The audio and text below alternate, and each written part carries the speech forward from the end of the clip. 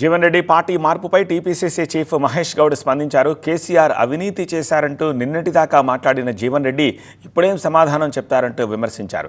జీవన్ రెడ్డికి పార్టీ చాలానే చేసింది అన్నారు.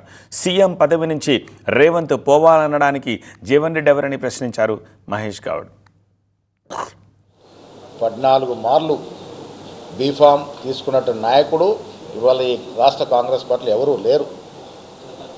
అవకాశాలు వచ్చాయి, కానీ సందర్భాన్ని బట్టి మెదులుకొని ఉన్న పరిస్థితులు బట్టి మెదులుకోవాల్సిన అవసరం ఉన్నప్పటికీ కూడా వారు పార్టీని వదిలినారు. ఆయన ఏ విమర్శ చేసినా కాంగ్రెస్ నాయకత్వం కానీ రాష్ట్రంలో ప్రజలు కానీ దాన్ని విశ్వసించే పరిస్థితి లేరు. జీవన్ రెడ్డికి పార్టీ ఇవ్వాల్సినంత ఇచ్చింది, వారు కూడా పార్టీకి సేవ చేశారు. ఇది ముగిసిన అధ్యాయం కాంగ్రెస్ పార్టీలో. ఇదే గాంధీ భవన్ వేదికగా బీఆర్ఎస్ పార్టీ మీద, బీఆర్ఎస్లో జరిగిన అవినీతి మీద, ప్రాజెక్టులో జరిగిన అవినీతి మీద మాట్లాడినారు.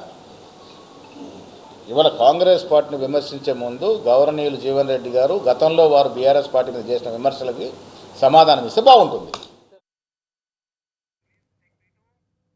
పొంగులేటి అవినీతిపై ఆధారాలుంటే చర్చకు రండి అంటూ సవాల్ విసిరారు పీసీసీ చీఫ్ మహేష్ గౌడ్. గత 10 ఏళ్లలో బీఆర్ఎస్ నేతలు ఇష్టారీతిన దోచుకున్నారు, నాసిరకం ప్రాజెక్టులు కట్టారని స్వయంగా కవితే చెప్తోందన్నారు. ఇప్పుడు మీరు చేసిన అవినీతిని కప్పిపుచ్చుకోవడానికి మీరు 10 ఏళ్ళుగా ఈ రాష్ట్రాన్ని దోచుకున్న తీరు,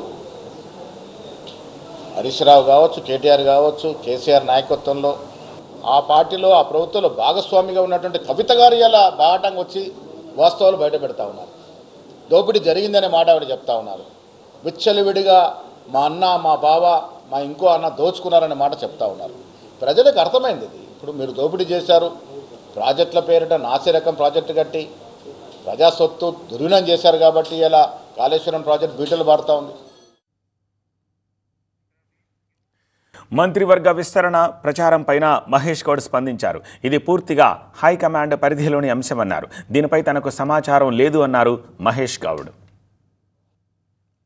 ప్రభాకర్ అడిగినా, నన్ను అడిగినా ఏం జవాబు వస్తుంది మీ దగ్గర?